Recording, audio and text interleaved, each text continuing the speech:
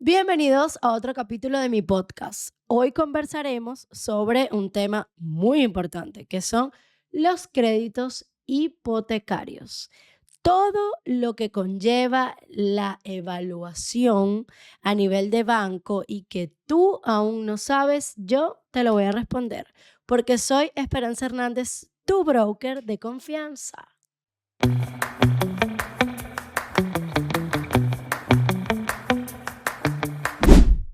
En el caso de los independientes que realizan boletas de honorarios o son dueños de empresa, los requisitos son distintos. Para una persona que hace boletas de honorarios debe tener 2 años, boletas consecutivas, sus declaraciones de renta anual, que es el formulario F22, dos formularios, o sea, 2 años, y también sus pagos de IVA mensuales, que es el formulario F29. Todo esto debe cumplir los requisitos. Si tiene algún contrato de honorarios, también nos va a ayudar. Si tiene su título profesional, del cual ejerce el giro, también va a ir dentro de los requisitos. Si yo soy un dueño de empresa, la cosa funciona diferente. Voy a tener 2 años de actividad, o sea, dos declaraciones de renta, formulario F22, como empresa. Debo tener igual todos mis pagos de IVA. Lo primero que tenemos que saber es que nuestra renta líquida va de la mano de la cantidad de UFs que tú quieras comprar. Es decir, ¿cuánto le voy a pedir al banco? Bueno, el límite lo pone realmente tu renta líquida. Por ejemplo, si nosotros ganamos 1,5 millones, vamos a poder comprar más o menos entre 2.000 a 2.500 UF. Si yo gano un poco más de 2 millones, voy a poder comprar entre 3.800 y 4.000 UFs.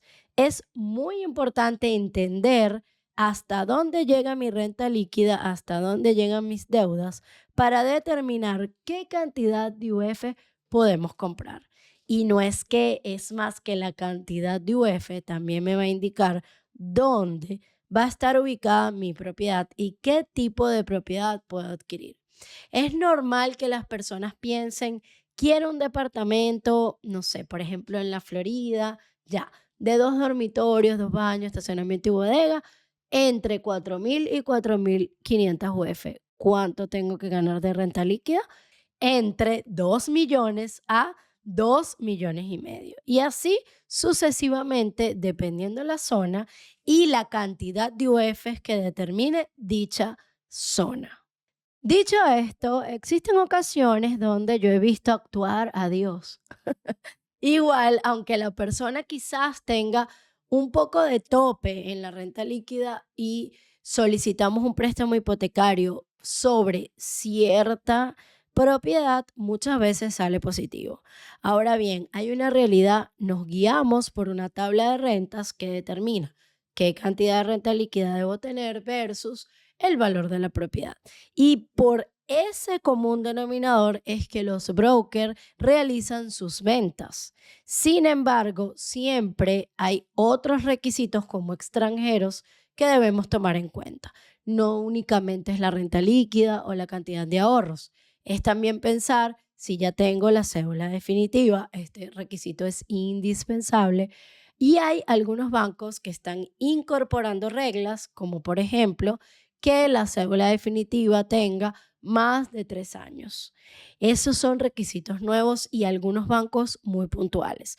Pero hoy aquí vamos a hablar en general de este tema y cómo nos afecta como extranjeros el optar a un crédito hipotecario. Otro requisito que se sale de lo normal es el mandatario judicial. Y muchas personas no entienden qué es o qué papel cumple esta figura. Realmente el mandatario judicial no tiene absolutamente nada que ver con el préstamo hipotecario, es decir, no carga la deuda, no firma el crédito, pero firma un documento donde se compromete a ser una persona que debe decirle al banco dónde estás. Por ejemplo, en el caso de los extranjeros, este requisito se solicita y normalmente el ejecutivo de banco va a esperar a que estés en la firma de escritura para decirte, oye, necesitas un mandatario judicial y quedas como que, ¿qué es esto? Yo aquí hoy te voy a contar. Un mandatario judicial debe ser una persona chilena, puede ser un extranjero nacionalizado, que aplica como un árbitro que debe conocer dónde estás. Con esto, el banco lo que hace es supervisar el extranjero, es decir, está dentro del país, salió del país, se fue y no pagó, va a ir directamente a casa del mandatario judicial, te va a dejar ciertas cartas con él y él va a ser como esa persona que debe transmitirte la información. No carga con la deuda, pero es una persona clave para que el crédito hipotecario pueda ser y se pueda firmar. Normalmente esto a un extranjero lo va a complicar. Sin embargo, debemos pensar como banco. ¿Cómo piensa el banco? Bueno, yo confío en ti, te doy cierta cantidad que no es menor, pero yo tengo que tener alguna garantía que me permita confiar en ti. Básicamente, el mandatario judicial es una persona que va a decir o que va a estar encargada de indicar dónde estás si es que tú en algún momento dejas de pagar la deuda, desapareces del país. Él es el encargado de decir en qué parte del mundo te encuentras. Otro punto relevante para la aprobación de banco a nosotros como extranjeros es lo básico. Cotizaciones de AFP, estas cotizaciones deben tener el RUT del empleador, deben ser más de 12, en ocasiones se piden 12, 24 o 36. Con ellas determinamos también la antigüedad laboral y deben tener el RUT del empleador. ¿Qué quiere decir esto? Que el banco, al cotejar que tú tienes un contrato, ¿verdad? De trabajo, debe decir el mismo RUT que te contrata, debe ser el que pague tus cotizaciones. Esto te dice que no puedes pagar las cotizaciones por sí mismo. Tiene que ser el empleador. Existen personas que toman la decisión de cambiarse de trabajo en el tiempo del proyecto. Por ejemplo, compro un proyecto a futuro y sabemos que, o por lo menos yo le recomiendo a mis clientes que en el tiempo en el que están pagando el pie, no cambien de empleador, porque debemos conservar una antigüedad laboral mínima de 1 año. Pero supongamos que recibes acoso laboral, te sientes estresado, necesitas cambiar de trabajo. Bien, puedes hacerlo siempre y cuando conserves las cotizaciones de AFP sin lagunas. Entonces, debería suceder que te cambias, continúa el pago de la AFP y cuando te vamos a evaluar a una aprobación bancaria, tú debes tener por lo menos 6 meses con el nuevo empleador, pero que al cambiar no se vea ninguna laguna. No sirve que, por ejemplo, no, Esperanza, mira, yo dejé de trabajar ahora y duré 3 meses buscando trabajo y esos 3 meses no tengo cotizaciones y luego inicié otra vez. Recuerda que cuando cambias de empleador empiezas desde cero. Sin embargo, hoy en día los bancos se han abierto un poco a entender que tú puedes cambiar de trabajo, pero siempre y cuando conserves el cambio en la FP y conserves esos pagos de FP consecutivos, no te va a afectar en una evaluación de crédito. Eso es un punto que quise resaltar porque suele suceder. No estamos exentos que de repente estamos pagando el pie de un departamento en 2, 3 años y queremos cambiar de trabajo. No es un delito cambiar de trabajo, pero siempre tenemos que tener presente que la meta en la que estamos trabajando es en ir a una evaluación bancaria. Entonces, debo conservar mi plan para poder cumplir con todos los requisitos al momento de la evaluación. Luego seguimos con requisitos básicos como antigüedad laboral, que no tengamos deudas informadas en DICOM, que tengamos nuestras liquidaciones de sueldo. Si nuestro sueldo es variable, van a ser 6 liquidaciones. Si nuestro sueldo es fijo, van a ser 3 liquidaciones. El contrato indefinido y toda esta serie de requisitos que ya conocemos y que son muy parecidos a los de un arriendo que debemos cumplir para que nuestro crédito hipotecario sea exitoso y cumplamos con todo. Debes entender que la renta líquida se ve afectada por la cantidad de deudas que puedas tener. Entonces, debemos cuidar nuestro perfil financiero y tener una vida sana a nivel de gastos. Si yo tengo muchas deudas, eso solo va a hacer que mi capacidad de pago me afecte y reste a la super renta líquida que yo pueda tener. Puedo cumplir con todos los requisitos, una cédula definitiva, un trabajo estable, una renta líquida alta, pero si mis deudas superan la renta líquida, eso me va a jugar en contra. Por eso es que yo aconsejo a que no tomen ningún crédito de consumo, que bajen un poco sus tarjetas de crédito si es que quieren ir o están próximos a alcanzar la evaluación de préstamo hipotecario. Más allá de esto, una cédula definitiva en mano es el punto inicial para poder alcanzar un préstamo hipotecario con residencia en trámite o con cédula temporaria. Como extranjeros no podemos aplicar a un préstamo hipotecario. En ese caso, solo podríamos iniciar un proceso de compra de la propiedad a futuro, permitiendo que en este futuro se desarrolle el trámite de la cédula y cuando yo vaya a nuestra evaluación ya tengamos la cédula definitiva. En el caso de los independientes que realizan boletas de honorarios o son dueños de empresa, los requisitos son distintos. Para una persona que hace boletas de honorarios debe tener 2 años, boletas consecutivas, sus declaraciones de renta anual, que es el formulario F22, dos formularios, o sea, 2 años, y también sus pagos de IVA mensuales, que es el formulario F29.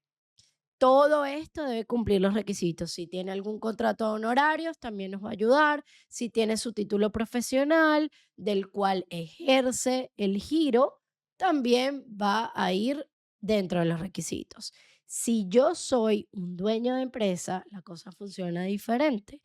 Voy a tener 2 años de actividad, o sea, dos declaraciones de renta, formulario F22, como empresa, debo tener igual todos mis pagos de IVA. Y si me hago un autocontrato, ahí tenemos que hacer un pare, porque el banco no te ve igual cuando eres independiente. Cuando eres independiente con un autocontrato, el banco te va a castigar entre un 30 a un 50% de tu renta líquida. ¿Qué quiere decir esto? Que tu contrato debe ser muy alto para que cuando el banco te baje, quedes en la renta que necesitas según la cantidad de UFs de la compra. Si esto desfasa, corres el riesgo de que te rechacen tu crédito hipotecario. Igual funciona con las boletas de honorario. Una persona que realiza boletas de honorario le castigan el 30% de su renta líquida, lo que quiere decir que si gana 1 millón de pesos, solamente el banco le va a tomar 700.000 pesos líquidos para contar en su préstamo hipotecario. Entonces yo recomiendo que si vamos a hacer boletas o vamos a tener una empresa, los ingresos líquidos deben ser bastante altos para que cuando te bajen quedes dentro de la regla, como que el juego nos quede dentro de la cancha, según a la cantidad de UF en la que estamos apostando. Vamos a hablar un poquito sobre tus deudas. Déjame decirte que si tus deudas superan tu renta líquida, estamos mal en la capacidad de pago. Una persona puede estar endeudado hasta un 25% de su renta líquida. Sin embargo, yo entiendo que muchos estamos sobrepasando esa capacidad de endeudamiento. Sin embargo, el banco cuando te va a evaluar va a revisar. Por eso es importante entender para qué yo me endeudé. Hay personas que simplemente toman préstamos de consumo porque se los dan, sin tener un enfoque real para lo que lo quiero. Si tú quieres un préstamo de consumo para comprar una propiedad, déjame decirte que no es necesario. Para eso existen financiamientos del pie que son internos, no te afectan a nivel financiero, son sin intereses y puedes pagar tu pie muy tranquilamente, evitando aquellas deudas que te dejan mal para poder acceder al préstamo hipotecario. Cuando nosotros queremos que el cliente pida un préstamo de consumo porque de repente nos falta alguna cantidad para suplantar el pie, Debemos primero firmar el crédito hipotecario y al día siguiente se comienza la gestión de ese crédito de consumo. De esta manera evitamos que la capacidad de pago le reste para poder ser aprobado en el préstamo hipotecario. Lo mejor es acceder a todos estos beneficios que tenemos actualmente en el mercado, que son préstamos de pie interno o pagar el pie en cuotas para una propiedad de entrega futura, buscando que no tengas que endeudarte en un crédito de consumo que lleva unos intereses muy altos y que no tiene sentido. Y a esas personas que toman préstamos de consumo para poder pagar un vehículo, por ejemplo, no es necesario. Compra el vehículo por financiera, no aparece en el sistema y así no te juega en contra al momento de querer crecer. Si tú pides un préstamo de auto por banco, te va a atar a la cantidad de años y en ese tiempo tu capacidad de pago se va a ver consumida. Es decir, no puedes pedir un préstamo hipotecario. Paras tu capacidad de crecer. Mientras que si tú pides tu préstamo de auto por una financiera, no aparece en el sistema y al mismo tiempo compras tu propiedad, esto te va a permitir crecer a un momento más rápido y en paralelo a aquello que quieres alcanzar. Es un consejo, ¿ok? Y porque lo veo día a día en los clientes. No hay necesidad de endeudarse si no hay un foco para lo que esta deuda sea buena, para que esta deuda sea en un activo que no te reste la capacidad de crecimiento. En conclusión, cuida tu vida financiera. Trata de mantener un nivel sano en los gastos si es que tu meta es alcanzar un crédito hipotecario. También te comento que puedes ir abajo y seguirme en mis redes sociales, dejar algún comentario que yo con mucho gusto te voy a responder.